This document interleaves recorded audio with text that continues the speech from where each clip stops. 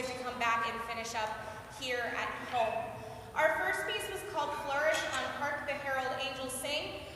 If you attended the Lessons in Carol program in the beginning of December, or you happen to be at Midnight Mass, we played that there as well.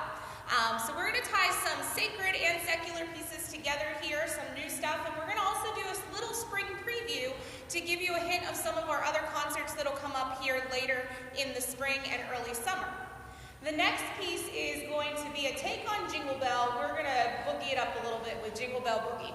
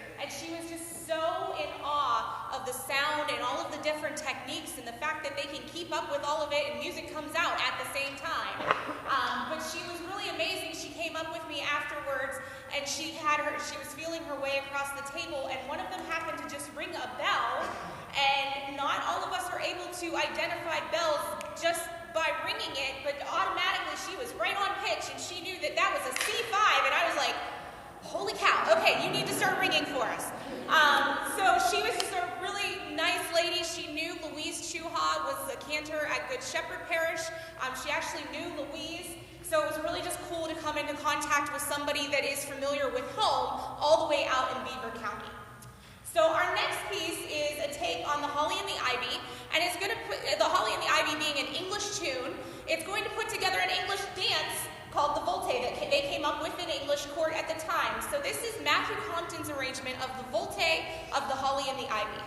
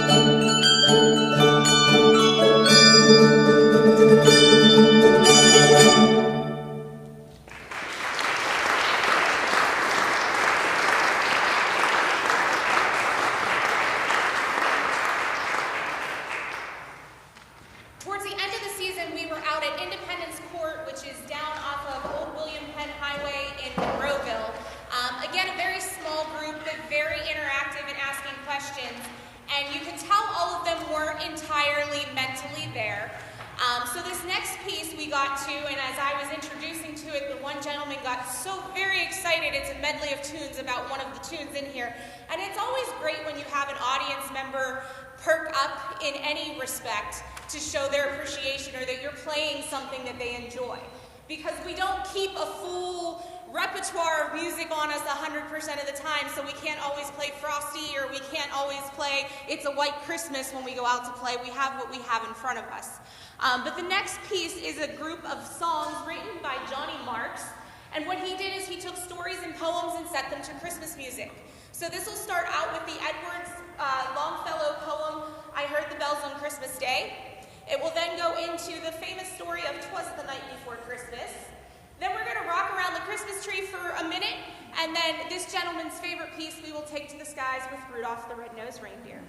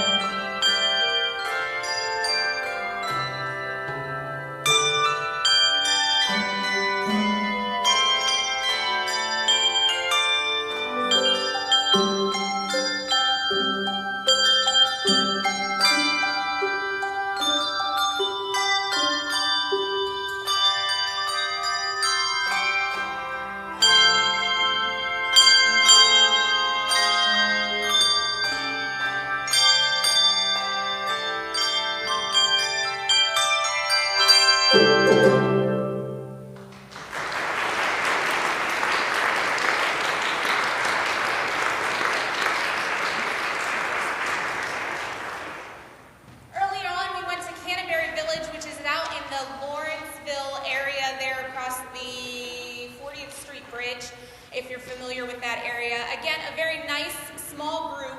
And when we go out there, you're never quite sure what type of audience you're going to get, whether they're all there or whether they are there in spirit but not mentally with you. And you know what, sometimes those are the most precious ones because the audience is just so genuine with their responses. It warms your heart that you're able to go out and spend the holidays with them, and sometimes we're all they get. And this next piece, in the middle of the performance, there was a young man who had Down syndrome, and I could hear him singing along as we were going, and his family was with him. And afterwards, they were like, oh my gosh, that has to be my favorite piece of music ever. And several of the ringers will agree that this is probably one of their favorite Christmas pieces. This next one is an arrangement of What Child Is This? The title of our arrangement is This Is Christ the King.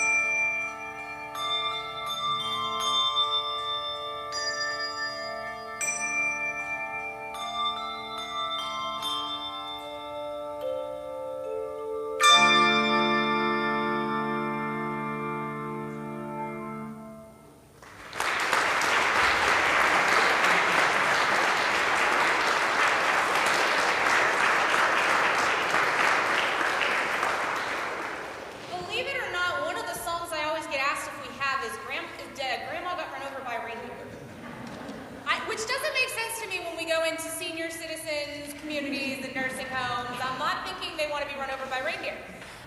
So I kind of went looking for some music, and I always try to keep the audience in mind when I'm selecting pieces. So this next piece is brand new to us this year. It is Over the River and Through the Woods. And the kids kind of make a joke in the middle that somewhere, if you've seen Beauty and the Beast, the Disney version, where Maurice gets lost in the woods and it's dark and snowy, the horse is going to lose his way for about a minute, but I promise we'll make it to grandmother's house by the end. So, Over the River and Through the Woods.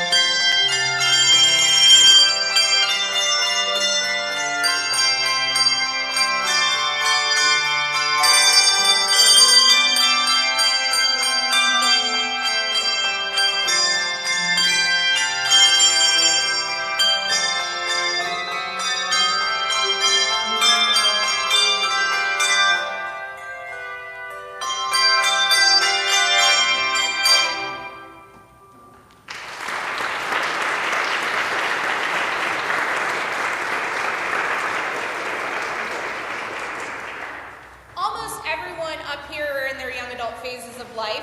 They volunteer their time to this ministry. We practice 2 hours every Sunday over at St. John Fisher. We have our own rehearsal space. And then we had a dozen Christmas performances outside of the parish this Christmas season. 1 week, I think we were out all 7 nights.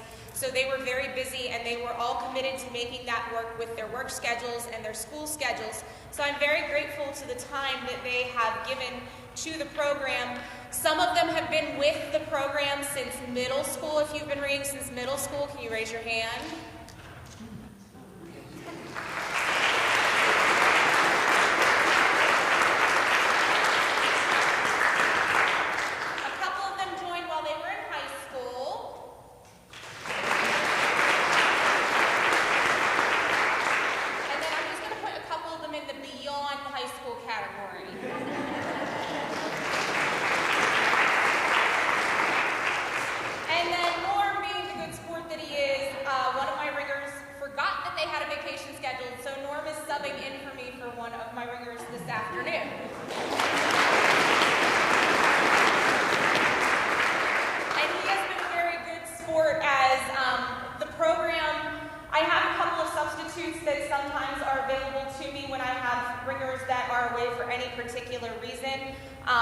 But unfortunately, they're starting to become lacking in numbers just due to them aging up and having life commitment and children and jobs that have different schedules.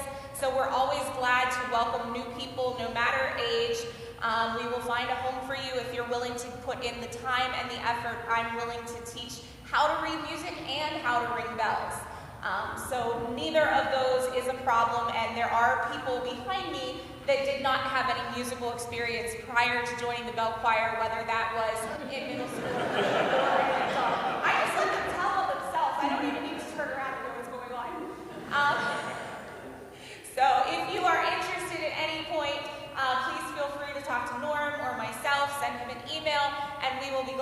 rope you into our band of bell ringers. Our next piece, if you are a fan of the ballet, the most famous ballet at this point in the year is the Nutcracker. So this is a medley of tunes from that dance. We're going to start out with the dance of the reed flute and going to the dance of the Sugar Plum Fairy, if I get this in the right order this time. The Chinese dance, and then we're going to end with the Trepak.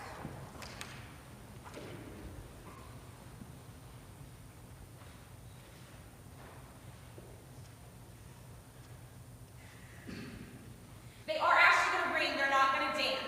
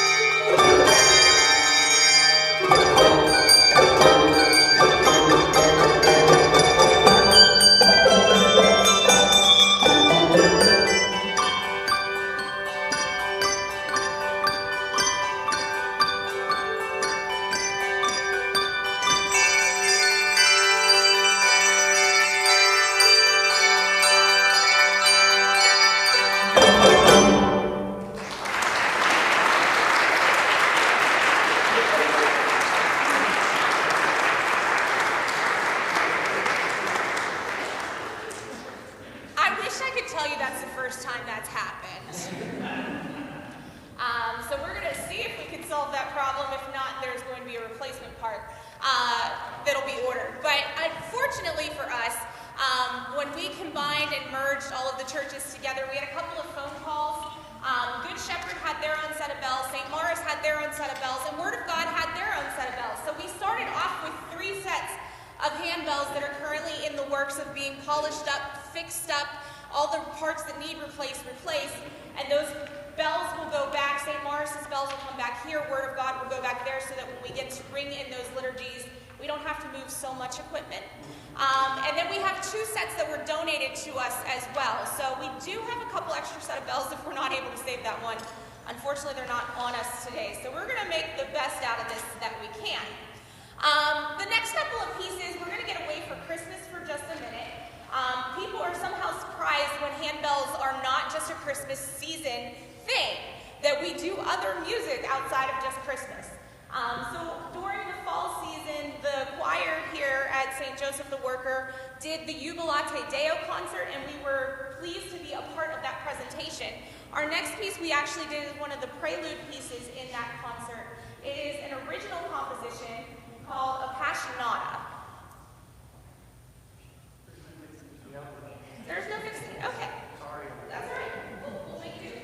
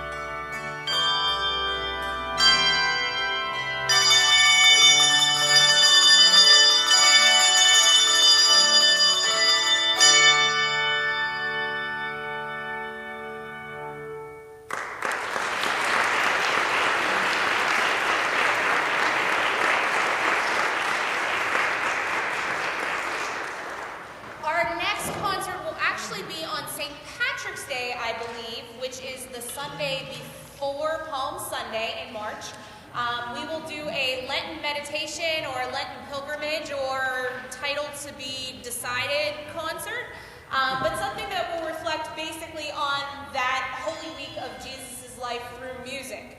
And we use a lot of different original handbell compositions that we feel like fit the mood of that time.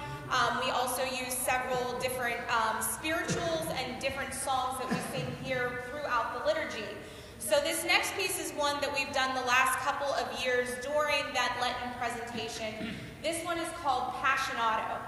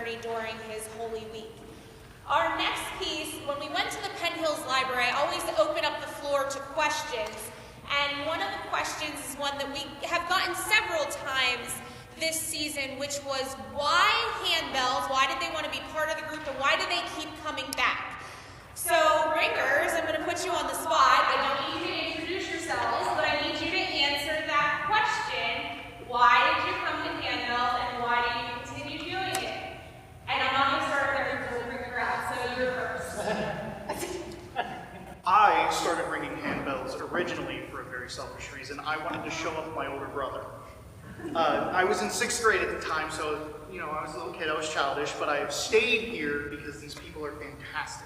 It's a great thing to do on Saturdays. Sunday. You know what? Yeah, I'm sorry. Sundays. It's a great thing to do on Sundays. Weekends are. Yeah, I have to leave the house on Saturday to make it here by Sunday. Sorry, but I've stayed because these people are fantastic. Ringing bells is a lot of fun, even though it's very busy in December, especially December. But it's just, it's amazing. I like hearing it. I like playing it, and Kelly lets us get to pick songs sometimes. So that's fantastic. Chance. All right. So the reason that made me want to play bells actually is all the way in kindergarten. Back at Good Shepherd, the tradition was handbells on the very first day of school. And when I saw that as a kindergarten, I was like, wow, I really want to do that. So when my time came around, about 5th or 6th grade, I got the opportunity to, and well, the rest is history.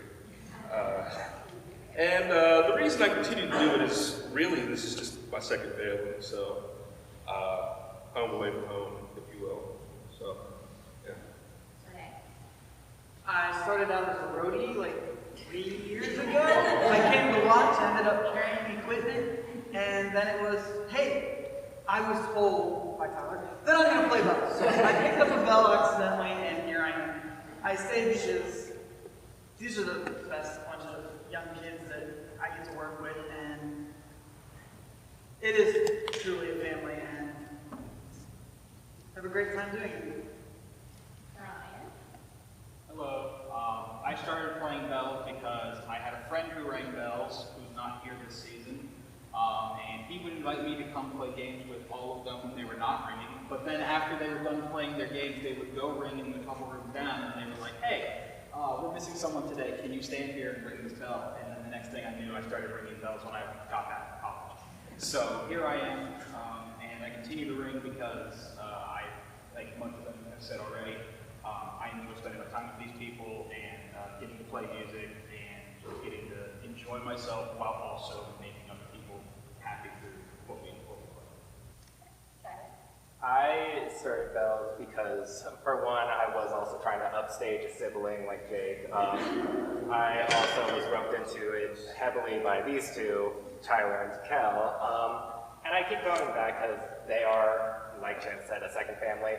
And I like challenges, and I think today God decided he was going to break my bell in the middle of the song.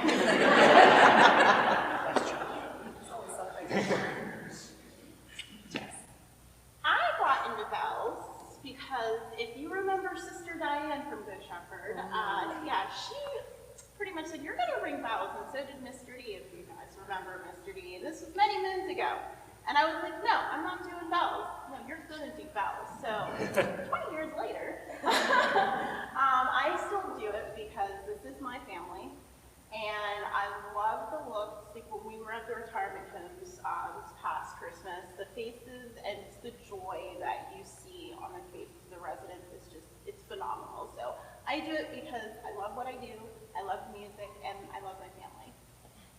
Maria. I started ringing in 8th or 9th grade here at St. Maurice with Norm, and there was no upstaging any siblings because I had 4 or 5 relatives in the choir with me at any given moment. When we disbanded, Kelly had me fill in for a funeral, and I have been here ever since.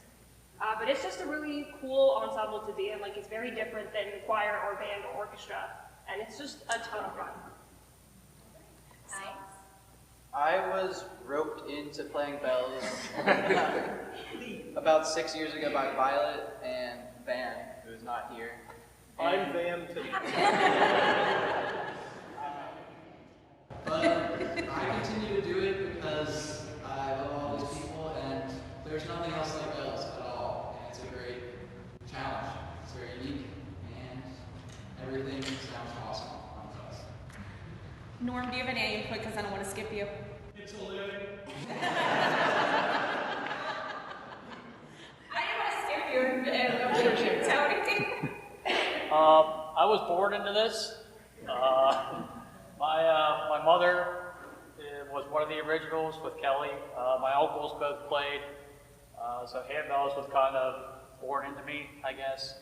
Last few years I've been off and on, but the last 2 years I've been able to find some spare time and come back full time, and It's been a great decision. The reason I stay is a wise man once said, you hear and see a lot of bad things in this world. And these are the people that you don't hear about.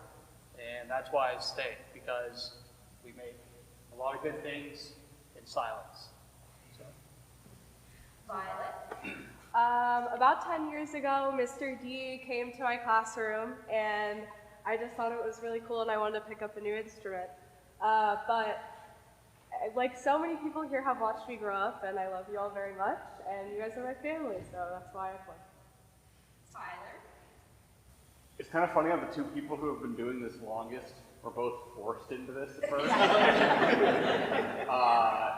Also been doing this like 20 years. And yeah, I don't know. Outside of the internet, this is my entire friend circle right here. And I just love music.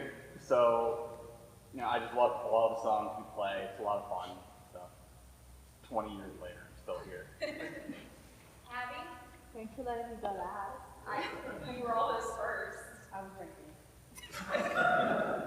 Water break. So, I actually, with the gentleman over here, since kindergarten, so I also have the similar story of I was in kindergarten and 5 years old and you see shiny stuff and you're like, oh, this is so pretty, it sounds so cool. And it just sounded so cool to do, and I see it every single year, first day of school, and eventually it was my time, and I said, okay, let's go, I'm ready. But, love the man, but I didn't get in first, so I had to audition again. And second time was the charm, and I just kind of never left. It's fun, it's great, I've hopped around some positions, and kind of like them, so. Kind of, a little bit. I just thought that was interesting. We don't always hear from our ringers, and usually I speak on their behalf, so I thought it was interesting that all of you got to hear their personal stories and their relationship with handbells and why they keep coming back to do this. The Little Sisters of the Poor we played at a couple of weeks ago right before Christmas, and one of the sisters asked the ringers what their favorite piece of music was. And if you've ever seen the handbell library, it is quite extensive, and a lot of them are from a lot of different pieces. So part of that discussion will be part of our spring repertoire, but the next two pieces are ringer-suggested favorites that came out of that conversation at the Little Sisters. So we always throw one Disney piece in every spring season. So we're going to go back to revisit Quasimodo, where handbells got their start in the Towers of England, and we're going to play the bells of Notre Dame.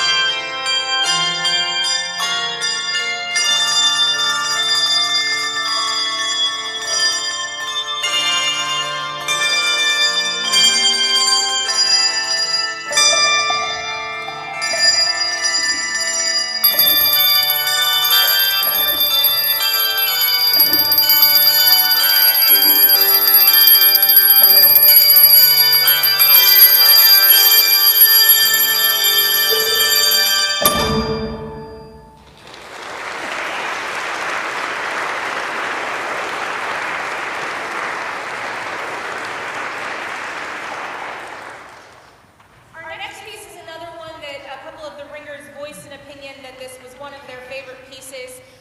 One of our favorite composers for original compositions has come to become Matthew Thompson, which is a very young writer, and he lives out in the Midwest and he conducts his own bell choir. A couple of our pieces have actually been by him, but this was one we found a couple of springtimes ago, and it is called Canticle, and it has some really cool things. It starts out nice and slow and turns into a little heavier mallet section at the second half, and there's some hand chimes in the beginning. So there's a whole lot of stuff going on, and they just said that it sounds really cool. So this is Canticle by Matthew Compton, by request of the Ringers.